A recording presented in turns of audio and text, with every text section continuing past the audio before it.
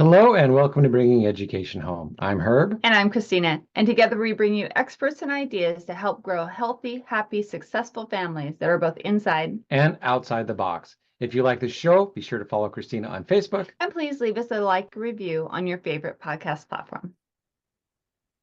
I now have the pleasure of introducing Andy Ellwood. Andy is reimagining the grocery store industry through AI-powered technology, addressing the daily struggles of 100 million Americans.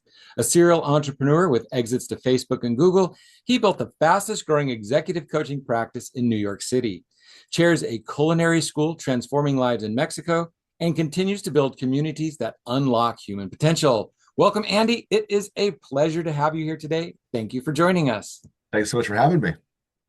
And as usual, we have these wonderful, exciting, amazing people, and you might hear from their bio. It's like, what do they have to do with families and homeschool and etc.? Well, part of that is the grocery shopping, but part of it also is Andy's background. So we're going to dip into that a little bit. So Andy, give us a little bit more about the background that might be of interest to our audience a little bit more and how it connects to this thing called grocery shopping.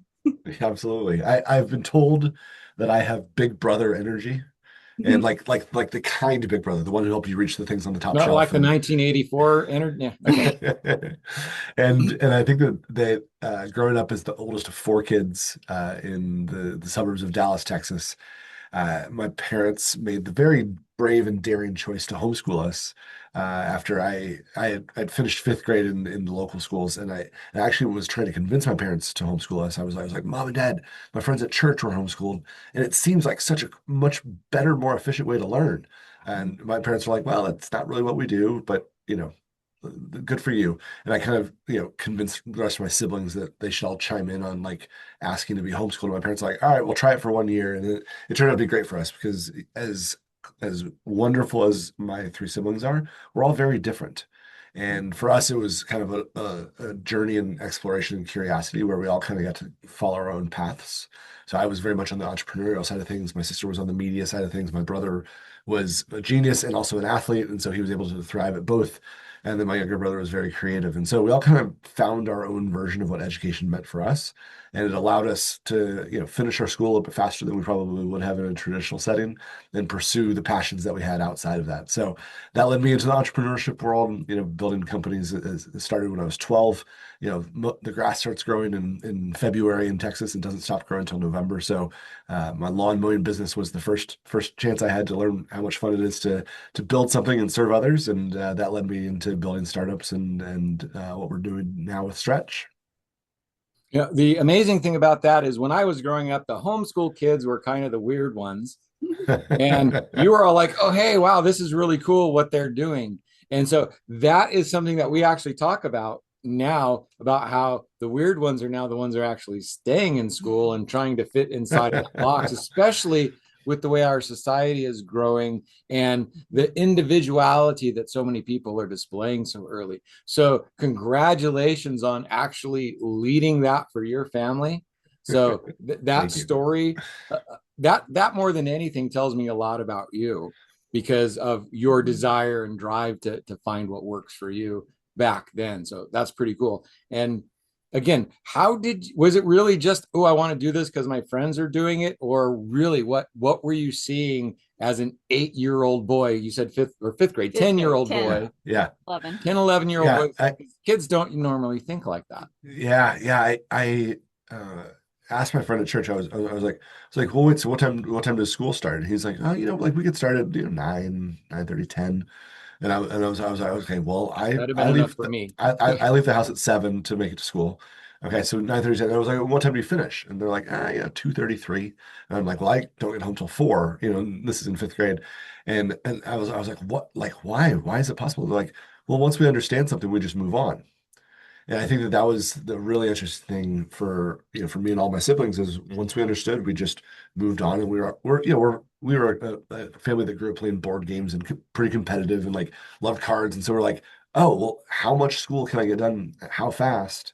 And then, so all of us graduated a little bit early and, started taking community college classes, as early as our sophomore year in high school. And, it was all kind of self-paced. And then we realized that like school was going to, was a part of what we needed to do, but we all found something outside of school that we loved even more. And I think that just allowed for that creativity to kind of open up for us. And, my mom was a recreation major in college. She went to college to learn how to become the best camp counselor. And so she made school the most fun it could possibly be. Whatever we were studying, she found a way to make it immersive and get us closer to it. So we were doing U.S. history. We went to Washington D.C. for 3 weeks, and so fun things like that were in hindsight a big stretch for my parents financially, I know, but they really invested into us and made things work. So it's I'm very, very grateful to my parents for being adventurous. I think that they would say we had no idea what we were doing, but it all worked out well. And I really want to highlight that story that you just told, because that's what a lot of families are afraid of, is like, oh, I wasn't trained as a teacher, or Yeah. I don't think I have the qualifications to be a teacher, right? But it doesn't take the academic qualifications as much as the curiosity and the willing to learn with your kids and with your family and grow. Yeah. Yeah. And I Yeah, I really think like that- almost everything you said, because that is Yeah. what we're trying to get our parents. That's why we start this. It's like, Mhm. you don't have to know everything. You don't have to be confident right out the gate. But once you understand that, you get to work with the individuality. And one of the things you said is you guys were kind of competitive around each other and you pushed each other. It's like, and then it's like, oh, can I go more? Can I do more? That happens so much in homeschooling. That's one of the few things that parents, it's hard to get parents to understand Until that they experience you're going it. to get tired of your kids saying, hey, look what I learned. Hey, look what I learned. Oh, hey, I'm learning this. Come check this out. Oh, because it's like they are so excited about what they're learning and the growth that they're having that they drive their parents nuts. Ooh, come look at this. Ooh, look at this. And so it's like that is so foreign to most parents who have to like, oh, go do your homework. You have to Yeah. do this. This is for your benefit. Mhm. And now it's like, okay, yeah. So how, I'm not really sure where that question went, but is that kind of what you're talking about there? Yeah, I think that from a very early age, learning was pointed to me as my responsibility. And there was an ownership around it that my parents really trusted us. And as long as we didn't break the trust, it was there. And I did not have a traditional school day, right? With my lawn mowing business, it gets hot in Texas. I would, do my morning chores, around the house, and then I would leave for the morning and go out and mow my lawns and, make some money. And then I would come back and start school after lunch. And that was kind of, my schedule. My sister, she only did school Monday, Tuesday, Wednesday because she did an internship at a local radio station on Thursdays and Fridays. So she squeezed 5 days of schooling into 3 days so she could do this internship. My brother, who's the baseball player, he got up early and did all of his school before lunch, so he could go to the gym, go to batting practice, make it to his baseball games. So we all kind of found the way that worked for us. And that's just very, very unique thing that my parents were trusting of us. But I'll also say, to what you're saying about parents being nervous, I'll never forget when my mom sat me down. I think it was in 7th grade, and she goes, "Just so you know, I don't know how your math works. Like everything that you're learning in math, like I don't remember that part. So we'll figure it out together." Mhm. Or we can wait for dad to get home, and he can figure it out with you, at the end of the day. Or there's a 1-800 number in the back of the book, and I think it's a helpline. So if you need it, that's there, and this is, this is the late 90s. So, I'm sure that there's a whole other slew of resources now. But, I always kind of took it as like, it's your responsibility. And if you need to ask for help, please do. But I really appreciate both my parents saying, we don't know some things, and let's figure it out together. And that humility has always been something that I've really admired about my parents. Yeah, I'm almost a little bit jealous of that story. Yeah. I grew up in a really small town out in the woods that didn't have a lot of opportunities. And so I pretty much stayed in school because it was the only thing to do. But at the same time, I would sit in the back of class and read books all day long because I was one of the really, really smart kids. And it's like they would call on me as I'm reading my books. They would see me not paying attention, and I would look up and I'd answer the question and I'd go back to reading my books because it was just boring to me. So yeah, the ability to to have been able to find that spark and then drive through it, that I'm actually a little jealous about that. So I just have one more question before we move into how this all goes into entrepreneurship, which is where we're going to go. But okay, they couldn't have all been great days. There had to have been some down days, right? Because, we don't want to paint this rosy picture that everything is amazing. But can you talk about maybe a time that you remember that you or your family or your mom was kind of struggling and how you kind of got through that? Because we want to give that inspiration to families as well. Yeah, I think that because we were all very different, we were all pulling mom in a lot of different directions. Yeah. And it wasn't just we all sat at one table and did our schoolwork, right? We were in our rooms, we were at the kitchen table. I was out mowing lawns, coming back and starting school after, my brother had already finished school.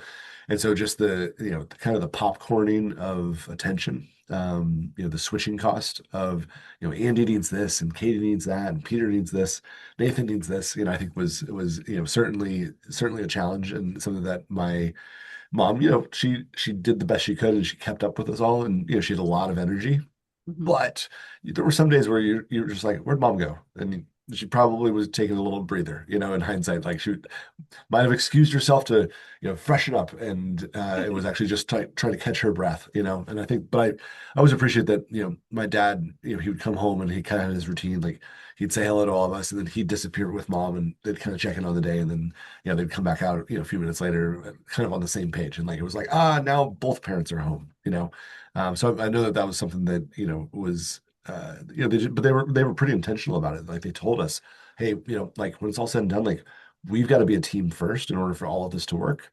And we always kind of knew that their relationship was the most important one, and that the kids came second. And not like we were second class citizens, but just like they're 1A and 1B, as far as the kind of the order of things. And so I was always grateful that I had that modeled for me, even when things were tough and even when things were hard. They were a united front, and it was like our parents think this. It wasn't like mom thinks this and dad thinks this. It was our parents think this. Yeah, So we kind of did that too, because I used to tell my kids, it's like, I love you and we chose to have you, but I chose her. It's like, I picked her. We chose to have you. We didn't get to pick who you were, but we love you and we're here for you and we support you. But I picked her. She's number one. I love that. Exactly. So let's jump into that, because one of the things that we know working with homeschool families, especially, is that children who have that extra ability to explore, right, oftentimes look at this thing called entrepreneurship or starting small businesses kind of early. And you started saying that you were doing it even as early as what, 12, 14? 12, yeah. 12, yeah. The lawn mowing business, right? Yeah. And that you were able to get enough experience in that kind of led to other things. So tell us kind of how that progression went for you and how it led into these other businesses we kind of touched on. And how your parents supported you. Or was it just, hey, you want money? Go get a job. Yeah. So I grew up in a family that always had enough, but in hindsight, just enough. And in hindsight, I, being a parent myself now, I know that there were times that like looking back, mom and dad were not quite sure how the month was going to finish, until dad's next paycheck, and they never put that stress on us. And so that was never, something that I felt like I needed to worry about. But also, I had a $1 a month allowance, and I was like, I can't buy much for $1. So that was kind of the, I wanted to buy a computer. I wanted to save up to buy a truck when I turned 16. So I was like, all right, well, I'll mow, I like mowing, our yard. I'll mow our neighbor's yard. And one thing led to another. And so I just started going around, knocking on doors saying, hi, my name's Andy Ellwood. And, I live in the neighborhood. I run a company called Reliable Lawn Care, and I'm going to mow your yard this summer.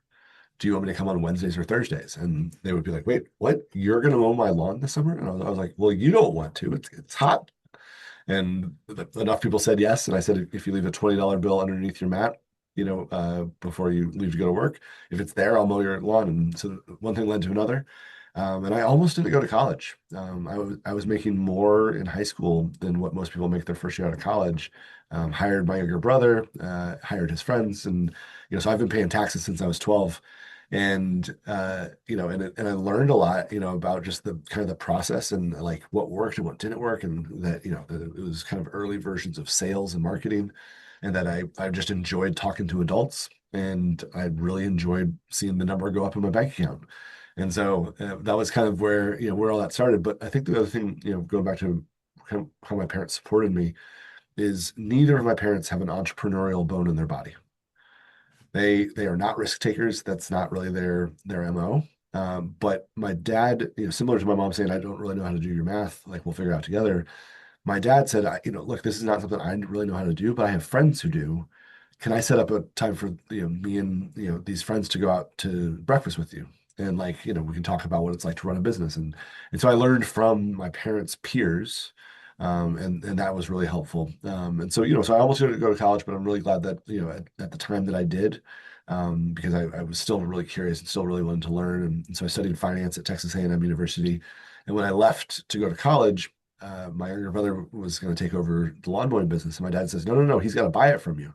So I got to sell my first company when I was 18. And then he sold it to our younger brother. So one of the Ellwood brothers was running reliable lawn care for 19 years. So that was a pretty big feat that we're all very proud of. But what just started as like, me being curious about like, could I make my bank account, go up, turn into something that, that we got to serve the neighborhood and family and friends for almost 20 years. So little curious about college, because most people, when they talk about college, they go from school to college, and then it's about the parties and about trying to find their major or find themselves. Did you do that? Or because it sounded like you went for a purpose. So how would you describe your college? Was it like beer and parties and fun after college? Because I went a little bit. I was a smart kid. For me, the college was about the paper and the wife. I actually went to college to find my wife. Nice. Nicely done. Yeah. My dad told me that college is to learn how to be around other people who didn't grow up the same way that you did. I like And that it was an opportunity to kind of spread my wings. I had a great friend group in high school. We were all very close, and I went to the college by myself that none of my other friends went to. And when I got there, I realized that the biggest advantage I had over everybody else who was attending was time management was already a thing that I'd learned. That because I've been running my own business and doing all my studies, it wasn't a big deal for me to like wake up early, make it to class, get everything turned in on time, etc. But I wasn't super worried about grades, and it wasn't a thing that I stressed about. I was like, it was a B, it was a C. It was, if I get a diploma, I got what I came for. And I kind of, that was a little bit of like, not quite you sitting in the back of the class reading books and being a little bit bored, but I was kind of like, I don't need to know geology to do what I want to do, but I have to have a science credit. So check the box. Don't put in too much time and effort. I was very involved in leadership organizations when I got to campus. It was the first time that I found a bunch of other people who were overly motivated and trying to make something happen in their life. And so the cream rise to the top, and I was trying to swim to the top. And so that was where most of my effort was. And so I had a lot of fun in college, but it was much more about like, how many different organizations can I be a part of? What does it look like to create and build things? There's still an organization in the business school that I started my senior year of college, and that's going over 20 years now that the organization is still going strong. 120 members, leaders in the business school that, and I became the president of the New York Texas A&M alumni group, once I moved to New York. And so I've had a great relationship with the school, and at Texas A&M, they talk a lot about the other education, what happens outside the classroom. And that was what I got straight A's in. Yeah. Right. Yeah. So That's another person awesome. who went to college without the education being the most important part of going to college. That's really fascinating and lovely, because it's like, again, the education aspect of it wasn't why I went to college. And it was all the other stuff, but it wasn't the partying either, because that wasn't me. Yeah. So yeah, that's very fascinating. All right. And now let's start talking about this new program that you have to help families with budgeting and grocery shopping. Yeah, yeah. Stretch has been around for about a year now. So we started in 2025, and it was really born out of the idea of when I want to make a purchase, most any other purchase, I have a source of truth that says, here's what it costs, and here's the trade-offs. If you want it bigger, smaller, faster, slower, there's, toggles that you can do on what it costs. So if I'm buying a plane ticket to go home to see my family in Texas, I know that I can fly these 6 airlines, and I can fly to these 3 airports, and I can fly on these days of the week at this time of day, and all of that changes what the price of that flight's going to be. Right. But I would never just book the first ticket that popped up when I typed in my search, right? Same thing with homes on Zillow, same things with cars on Auto Trader, and even now with GoodRx for prescriptions. But for groceries, we just go to the same store and hope that they're giving us a fair price when there is really a lot of choice for most people. Most people have 2 or 3 stores within 3 miles of them. If you live in, the suburbs or near urban areas, or even, rural America is getting, Dollar Generals and Walmarts are popping up all over the place. You have choice, but you don't know how much it costs until you're standing inside of the store, or you're downloading 7 apps and trying to piece together what the shopping list looks like across all those apps, and doing the math yourself. Swipe left. Yeah, Like, my oh thought my with that gosh. was it's not worth my time to Time. drive store to store to store to looking for better deals. Yeah, exactly. And so we said the same thing. We said all the information's there, it's just not organized very well. And so we said, what would it look like if we made a smart grocery shopping list? So you tell me what's on your list this week, and Stretch will convert it into a digital list that can be searched at every store that's within your area. And it'll tell you the total price for your entire shopping list at each store before you leave your house. So Stretch does the hard part for you. All you have to do is say what's on your list this week, and we'll figure out those products or similar products at every store that's on the platform. And so it might be $86 over here and $110 over there and $74 here. And you can decide, hey, I've got a little bit of extra time. I'm willing to drive further to get to the store that's going to save me the most. Or I'm in a rush today. I've got kids in the backseat of the car.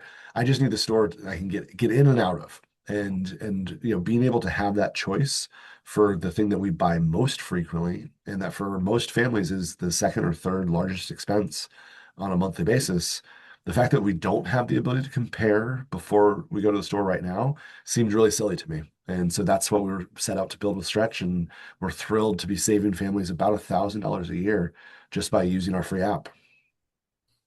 And that's what just totally blew my mind when we were talking in our pre-chat about this. Is like, oh my gosh, if families can save up to $1,000 a year, and they know which stores they really want to go to, I mean, that in itself is saving time and energy, saving towards a college fund, whatever you want to spend that money for. But then, like you were also saying, is like, once you get in there and the moms and dads get used to it, then you start using it with the kids and letting them start comparing and start talking about this. And then we have a whole budgeting financial lesson going on too. And then 100%. there's having to go to the new stores. So we again live out in the middle of nowhere. We drive into Medford. It's an hour trip one way. So we go shopping every other week.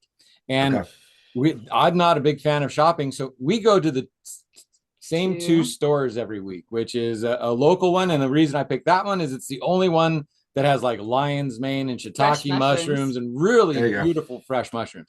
So we go there, and it's like, well, because they have this, I'm just going to get the rest of the stuff there. And then we go to Costco for our bulk items and come home. Yeah. But it's like, hey, there's a Dollar General. Hey, there's a Walmart. It's like, do we want to stop and check prices? It's like, it's not worth it. They're not going to have the mushrooms or not. So we just skip all of that. But we drive past them. It would take nothing to pull in and to stop if we knew what was there already.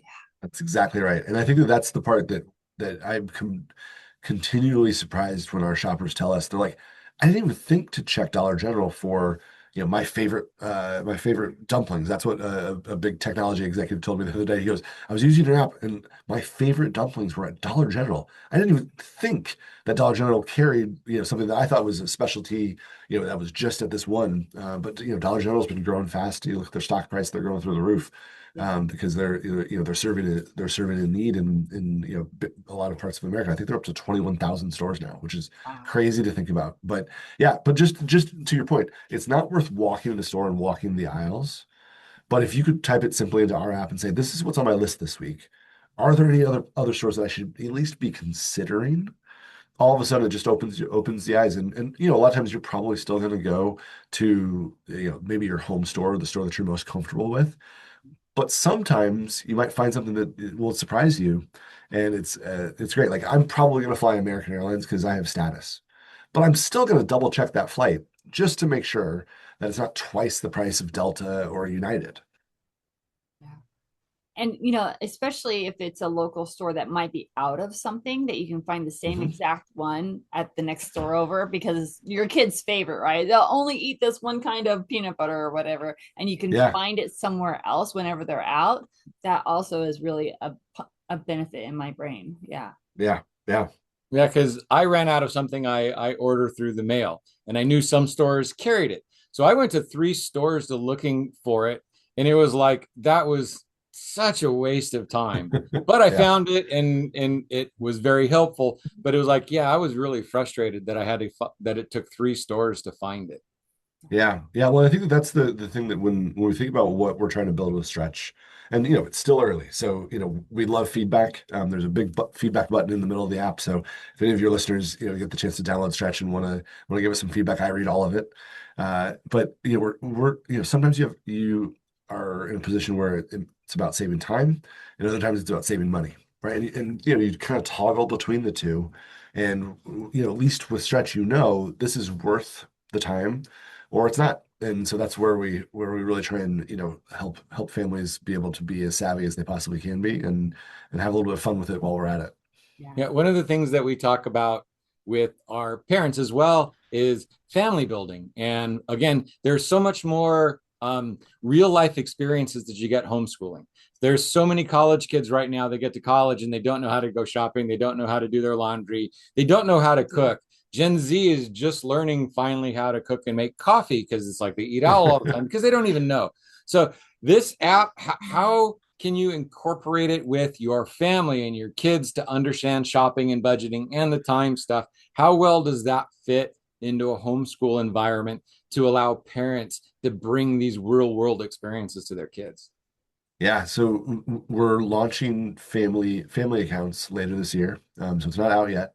So as of May, it's not out, but we're hoping this fall to be able to allow the whole family to have the ability to contribute to the shopping list. So it's not just mom and dad, but we have a lot of families that are wanting to trust their kids to put things on the shopping list. When it's like, hey, we ran out of this. Like, I'm the one who ran out of cereal, so I'm going to put it on the shopping list. So that it's my responsibility that if the phrase that we used to have in my house is, if you kill it, you fill it. Right. If you're the one who made it go away. Magnet paper on the fridge Side that of we fridge. write down, ran out of Yeah. this. But it's like, Yep. some things are like every week, butter, eggs, Yep. it's like every week, but every week we have to rewrite it on the list. Yeah. And that's the thing with Stretch's smart shopping list, is it gets to know you, it gets to know your habits and patterns, the things that you really care about. There's certain brands that you probably care the most about, and then there's other times you're like, just as long as it's pasta, I don't care which blue box it comes in, just pasta, it's fine. But then there's other things where it's like, hey, when it comes to cereal, I mean Special K, family size, protein with berries. Yes. And Kraft yeah. macaroni, And cheese. Kraft macaroni and Not cheese. Yeah. the Like, stuff, the that- Not crap. the store stuff, not Yeah. Kraft. It's got to be. But then But- I actually started making my own, and Kraft's not so good anymore. But yeah, It used to be. Yeah, but we're really thinking about that from like a collaboration standpoint, and kind of the responsibility of knowing, hey, the stuff that you put on the shopping list this week, that totals up to $60. Is that really where we want to spend that $60? My mom made she had a cookbook called Once a Month Cooking, and it allowed her to piece together all the different recipes, and then we go to the grocery store one time. And so at the end of every month, we hardly had anything left in the fridge or the pantry, because we had done the math to figure out exactly how to stretch it to the end of the month. And I think that that's something that, I think a lot about when building the shopping lists and the way that we're structuring just even the input. How do you add things to the list? How do you check things off the list? And then how does Stretch get to know you better to know, I really want Kraft mac and cheese, not the store brand. I absolutely love that. And it's one of the things that, actually goes back to some part of the beginning of your story, is that your family made sacrifices in some ways to make sure that you could be homeschooled, right? Yeah. And so again, having an app like this, or just this open conversation and saying, yeah, it might be a little bit of a stretch. It might be a little bit of a sacrifice in some ways, but look at the benefits because we've done A, B, and C. We watched our budget. We bought at these stores, those different kinds of things for the benefit of the family and the kids' education. So another question, technical, is does it also like go online and search online stuff so that you can order it and have it delivered for like the stuff Amazon? that you can't find cheaper unless you can find it less expensive in a store? Does it do that as well for you? That is on the roadmap. It doesn't yet. So 80% of grocery shopping still happens in store. And so that's who we're serving first. There's a lot of different things that have been built for online shopping, but we're trying to help a lot of families that are just really struggling right now with the cost of groceries, and they're not paying the delivery fees. They're shopping the stores themselves, and that's where a lot of our focus is people who are they're adjusting their shopping behaviors because grocery prices are up 30% since the pandemic, and it's getting expensive out there, and so but that's on the roadmap, is to add delivery and also curbside pickup in the very near future. Nice, because we're on the carnivore diet at the moment, and some things are not so easy to find in stores, like egg white powder, really difficult to find online or in a store, especially in any sort of a. We've had to go to Amazon because that's the only place we can find the specific. So sometimes it's like certain things like that. It's like it's just not worth it to even go looking anymore. So.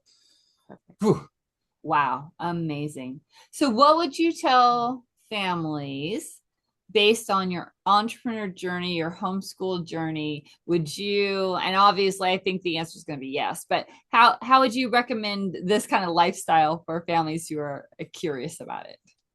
Yeah, I think that it's one of the best decisions our family ever made was to give it a try. Right. The first year, and mom and dad learned a lot about themselves, learned a lot about us. But my siblings were fine. Like they were like my siblings, and now they're like some of my best friends. And like even though we were in different grades, we saw a lot of each other, and we had to figure out how to like be around each other.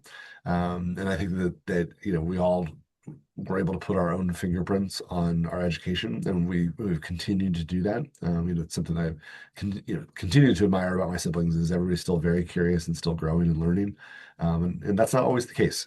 Sometimes people get through, the mandatory education phase of life, and they, slowly start to recede back to, the comfort zone. But I think most of, a lot, and I've had other friends that were homeschooled, and that's not the way that it worked out for them. But I think that my parents being on the same page, and then really learning to trust us as kids to say, hey, like, you guys were the ones who said you wanted to do this. Here's some responsibility on you to make sure that it keeps going well. Is something that I always look back on fondly. Yeah, and another thing that was really important in there is they said, okay, we'll try it for a year. Yeah. And okay, let's try it for 6 months. Let's try it for 3 months. It's not a locked door. It's not like once you make that decision, that's it. So we've had parents who homeschooled for 2 or 3 years, and then situations changed and their kids went back to school. And what happened was their kids were so much more ready for school and so much more ready to learn that they influenced their classrooms for the better because of what they did even for a year or two at home. Sure.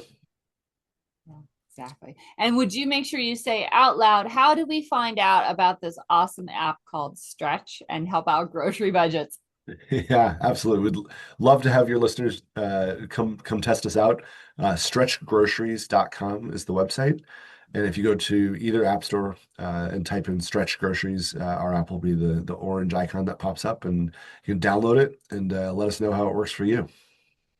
Perfect. I love it, love it, love it. So when we talked before we got on the show, I told you to kind of think about anything. Is there anything that we didn't get to that you really wanted to talk about, or any last words for families as we kind of wrap up the show? No, I think that the thing that I would say is everybody's doing better than they think they are. And I think that there's a lot of people that are just kind of feeling lonely right now. Like they're the only person struggling with the things that they're struggling with. Yeah. And, grocery shopping, even though we all do it, is a thing that we all kind of do quietly by ourselves on Sunday nights. We're making that list and, like figuring out, all right, how we're going to do it this week, so I think that there's never been a better time to reach out and ask for help and to be somebody who can offer help. And that's what I hope Stretch becomes for a lot of families, is technology that allows people to have more confidence in their purchasing decisions and in how they're feeding their family. Thank you so much. I love that. Yeah. And as someone who doesn't like adding like tons of apps to my phone all of the time, it's like, oh, to get the deals there at Fred Meyer's, you have to do this app, for Safeway, this app, it's like you said, 7 different apps to figure out the different stores. It's like, that's crazy. Yeah. Do not want to do that. It's like, I'm in like technology overload. Just make it simple. That's kind of why we just have the 2 stores that we go to. So Yeah. really appreciate that this app can condense that into a much more, because there's so much going on now. It's hard to keep track. And so something that can wrap up a bunch of things in once is incredibly valuable. So thank you for developing that. Thank you. Appreciate that. All right. Well, thank you again for being here on our show. And thank you for all the insights around the homeschooling, the entrepreneur journey, and this wonderful new thing that will help families as it continues to grow and develop. I really appreciate your time and your effort of being here today. Yeah, thank you so much. There, again, so many people who kind of figure out these problems on their own, or they just bury their head in the sand.